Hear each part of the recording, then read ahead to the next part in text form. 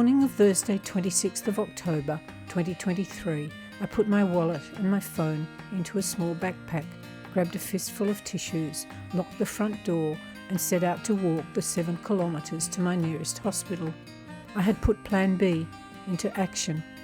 Several weeks before, I had made a commitment to myself that if I got to the stage where I couldn't see the point in living any longer, I would go to the hospital and have myself admitted to the mental health unit.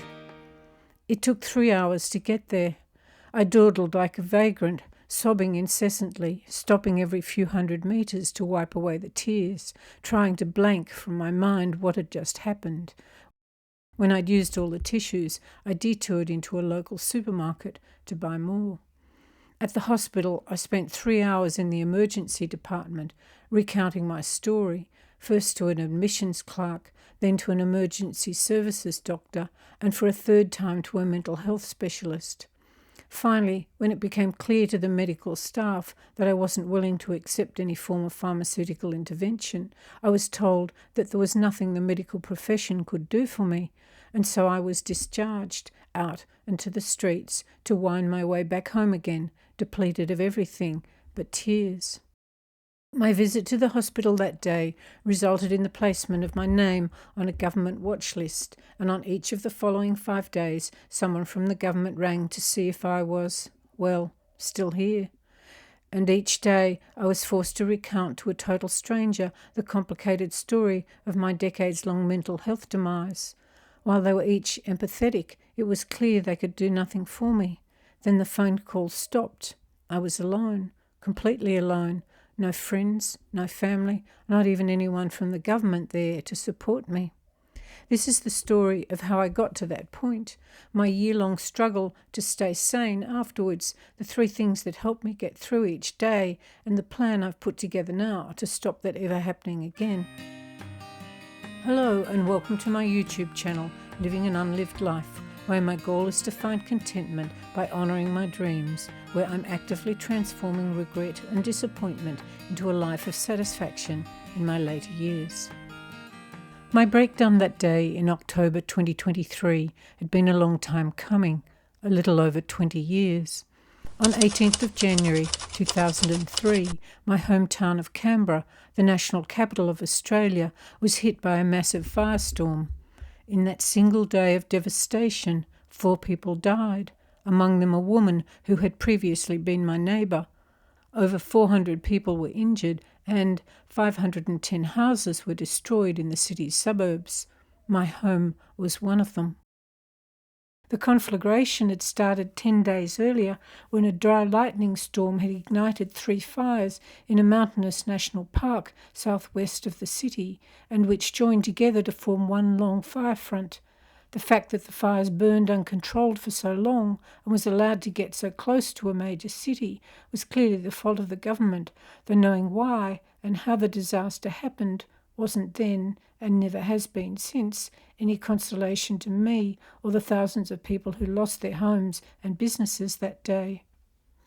With the exception of a few inconsequential possessions that had been in my car, I lost everything I owned when my house burned to a pile of rubble, though it took another decade to realise that I also lost something far more significant, my mental stability.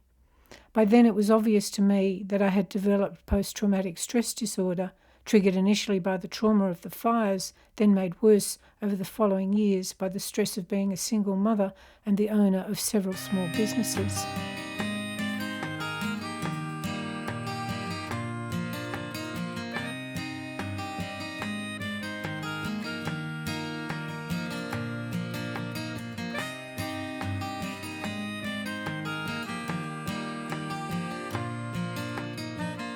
Over that first decade, financial difficulties following the global financial crisis forced me to sell my house and move in with my mother.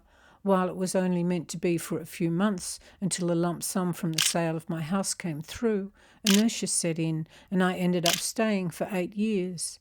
I sold my businesses and shifted from full-time work to part-time work, then to no work. In her 90s, my mother needed daily help and I became her full-time carer. Finding it more and more difficult to socialise, I lost touch with what had once been a wide circle of friends. Publicly I was functional, but deep inside I was a mess. Then, in October 2019, the Australian bushfire season started early and with a vengeance. By November, it seemed that the whole southeast of the country was on fire, and a thick smoke haze blanketed the entire region for several months. On a daily basis, I rang a friend who owned a bush property to check that she was okay. On a daily basis, I was reminded of losing my own house 16 years earlier. My PTSD flared up as well. It was difficult to think rationally, and I was emotionally very vulnerable. Through a series of miscommunications and mismanaged expectations, my previously happy relationship with my sons began to deteriorate. In 2020, social isolation enforced by the government during the debacle that was the global response to the COVID epidemic also took a toll on my mental health, as did the death of my mother in December the following year at age 100. By the end of 2022, I had become alienated from my entire family, my sister, her husband, and their 2 children, my own 2 sons and their wives. As a deep depression set in, the few friends I had left also disappeared. I'm sure that if I'd had some physically debilitating disease, such as cancer, they would have stayed in touch, but depression is different, and few people have the skills or the desire to deal with it in a friend. In October 2023, on the advice of a psychologist, I attempted to make a reconciliation with my sons, starting with a few cautious emails. One son never acknowledged any of my communications. After a couple of brief exchanges, the other son wrote that he did not want any further communication from me. Because it has become so common, there is an expression now to describe this sort of situation. It's called going no contact, and for me it has been, as I guess it is for all loving parents, a slow death by 1,000 daily stabs to the heart. The morning I received my son's final excommunicatory email was when I put Plan B into action. I didn't want to enact Plan A, but I was afraid that in my distress it might appear to be the only solution to the extreme emotional pain I was experiencing.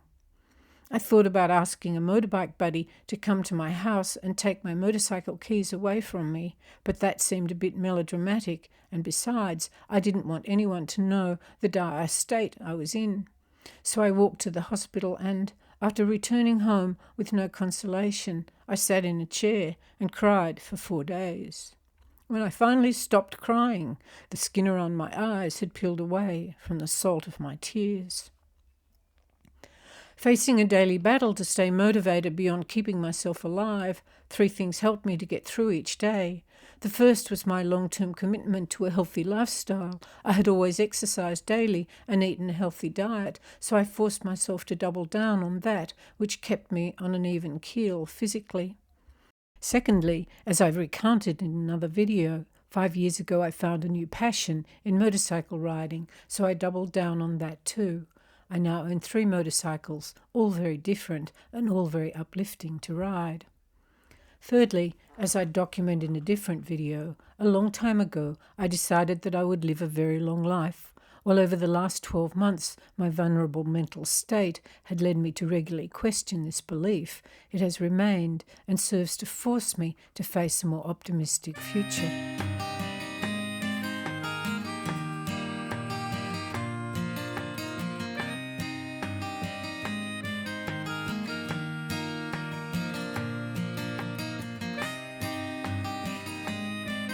However, in 10 days' time, it will be Christmas Day, the 4th now that I will have spent alone, bereft of the joy of a loving family.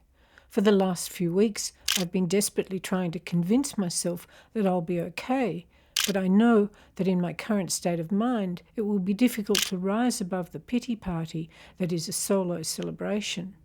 Despite the effort I've put in over the last few years to managing my mental health as best I can, Christmas Day approaches as a sorry reminder of all my manifest failures.